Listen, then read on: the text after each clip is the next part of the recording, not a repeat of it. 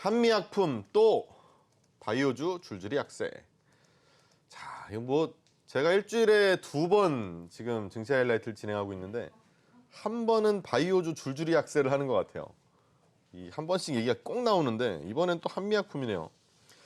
예전에 우리가 뭐 제약 바이오에 대해서 한번 너무 기대를 갖다가 한번 실망을 하고 막 몇 년의 암흑의 터널을 또 지나갔던 그 시기의 스타트가 사실은 이제 한미약품이었죠. 근데 그때도 반환되는 것 때문에 문제였는데 또 반환이 됐어요. 근데 이게 이렇게까지 심각한 문제인가 싶기도 하고요. 근데 또 한미 쪽에서는 괜찮다고 얘기를 하고 또 그러는데 너무 시장 반응은 좀 차갑습니다. 일단은 자, 이동원 파트너가 볼 때 앞으로 우리 바이오주들 사실 여기서 터지니까 다 터지거든요. 그 분위기가 좀 이어가게 될까요? 지금 투자 심리는 상당히 위축이 돼 있다 이렇게 봐야 될 것 같고, 일단 이제 우리 투자자분들도 이 바이오주를 투자하시는 데는 실패 가능성이 항상 있다라는 걸 알고 좀 투자를 하셔야 될 것 같습니다. 예, 바이오 같은 경우에도 오늘도 이제 현대바이오 같은 경우는 전임상 시험 돌입한다라고 해서 상당히 이제 급등세를 그동안 보여왔고 했는데, 사실 임상이라는 게 전임상, 임상 1상, 2상, 3상 뭐 사상 발표 단계까지 이렇게 한 1년 6개월 정도씩 이렇게 상당히 시간이 길고, 그게 또 실패할 가능성도 또 많다라는 걸 분명히 아시고 하셔야 될 것 같고요.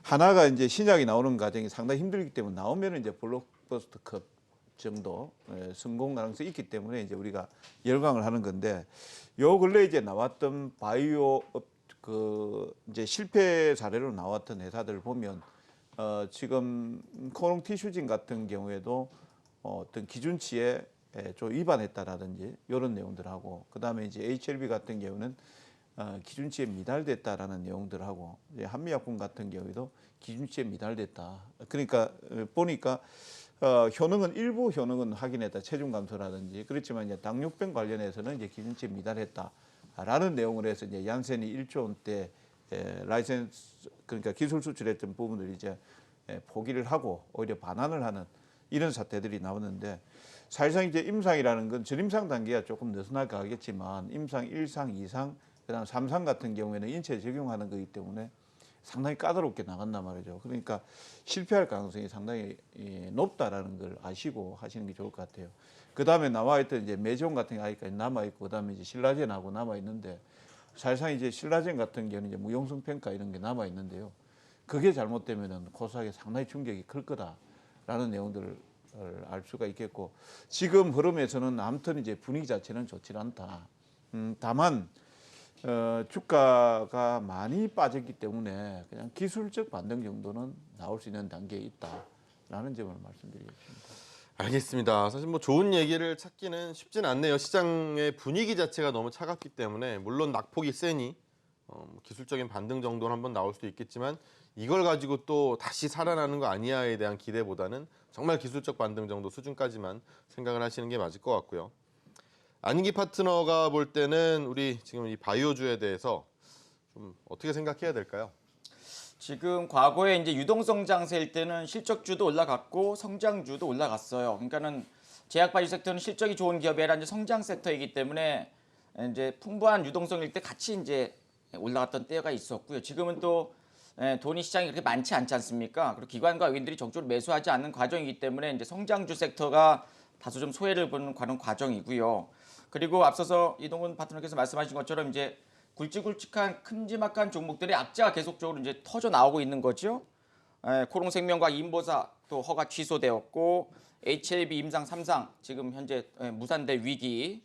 그다음에 한미약품 이번에 또 1조 원의 얀센과 또 치료 수출 무산됐죠. 그다음에 증권사들 지금 이 제약바이오 섹터의 이 목표 주가를 계속 낮추고 있는 그런 과정이에요. 그리고 이제 공매도도 좀 있습니다. 물론 이제 팩사백이라든가 또 VM202 예를 들면 헤릭스미스라든가 그다음 신라젠도 이제 임상 결과를 앞두고 10월에 있을 예정인데요. 일단 긍정적이다, 뭐 부정적이다 얘기가 좀 나오고 있습니다만 여전히 불투명한 움직임 속에서 이제 흔들리는 모습 보이고, 그리고 지금 이 신라젠 같은 경우도 이제 이 영업의 이익이 계속적으로 흑자가 나오는 기업이 아니라 적자가 이어져 왔기 때문에 4개년 연속 적자에서 이제 5개년으로 이제 좀 길게 만들면서 이제 관리 종목이라든가 퇴출을 좀 지연시키고 있는 과정 속에서 이제 이 골맞던 고름이 조금씩 터지고 있는 그런 상황으로 보여지는데요. 그렇지만 모든 임상 관련된 종목이라든가 다수의 제약 바이오주들이 다 안 좋은 건 아니고요. 그 와중에서도 또 실적이 또 좋아지는 기업이 몇 개 좀 있지요. 예를 들면 뭐 유한양이라든가 레고캠 바이오 등등은 그래도 다양한 신약 개발 업체로서 조금씩 성과를 좀 내고 있는 과정이 돼서 현재로서는 다수의 종목들이 흔들리고 있어가지고 아직까지는 바닥을 잡았다고 보긴 어렵지만 조만간 이제 한 번 더 내리거나 훅 빠진 다음에 이제 올라올 적에 또 대반등의 시점은 한번 나올 것으로 보여집니다. 그래서 만약에 갖고 계신 분들은 반등을 이용한 비중 축소라든가 조금 챙길 건 좀 챙기시는 전략이 맞겠고요. 신규 매수는 완전 바닥 확인하고 외국인들 기관들 매수 가담될 때 혹은 공매도가 많았던 종목은 이제 쇼크 반응 매수 가담될 적에 그때 한 번씩 뭐 타이밍 잡고 짧게 먹고 나오는 전략이 좋겠고 아직까지는 뭐 투자 심리도 좋지 않고 또 실적이 눈에 띄게 좋아지지 않고 또 임상에 대한 결과도 현재는 조금 결과 좋게 나올 가능성이 적기 때문에 현재로서는 아직까지는 좀 차분한 전략으로 좀 보수적 전략을 취하는 것이 맞지 않을까 생각이 좀 들어집니다.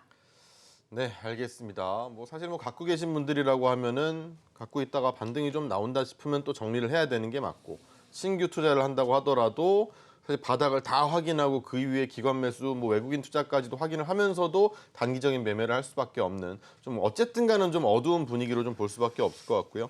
강준혁 파트너는 네. 어떠세요? 저도 약간 좀 어두운데요.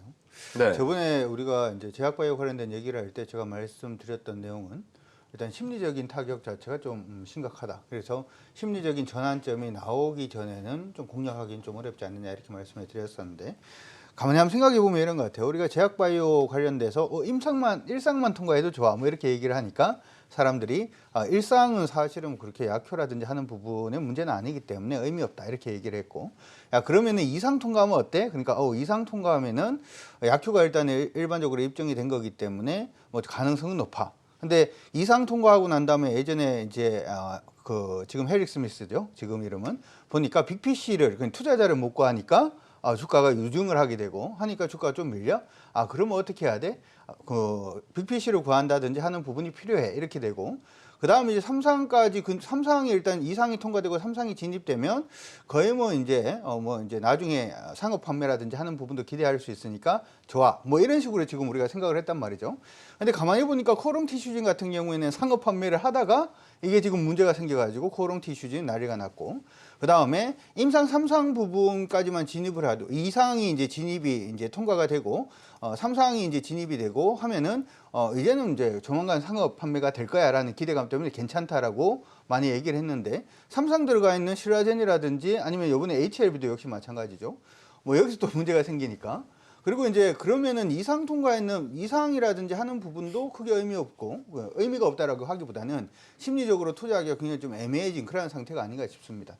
어떻게 보면 지금 시점에서도 물론 아까 우리 안인기 파트너님께서 말씀을 해 주신 것처럼 여전히 기업 내에서 실적을 내는 그러한 제약바이오 관련된 종목들도 있습니다만은 제가 생각할 때는 이런 식의 형국으로 지금 가버리게 되면 제약바이오 관련돼 있는 투자 심리 자체가 일상 통과해도 안 돼, 이상 통과해도 안 돼, 삼상 지금 진입해도 안 돼, 빅피쉬를 구해도 안 돼, 뭐 이런 식으로 지금 생각을 할 수밖에 없기 때문에 당분간은 뭐 회사의 이제 펀더멘탈이라든지 아니면 이 회사가 지금 나가고 있는 뭐 기본적으로는 암 관련된 신약이라든지 하는 부분의 내용과는 좀 관계없이 전반적으로 심리가 좀 불안해지는 그러한 시점이 아닌가 이렇게 생각이 듭니다. 그래서 장기적으로 종목을 보시지 않는 분들, 소위 말해서 이제 2년 이상의 종목을 보지 않는 그런 식의 투자자라면은 제약바이오 관련된 종목군들은 일단은 한번 단기적으로는 좀 자르고 나오는 그러한 타이밍을 좀 노려보시는 게 어떨까 이렇게 생각이 듭니다.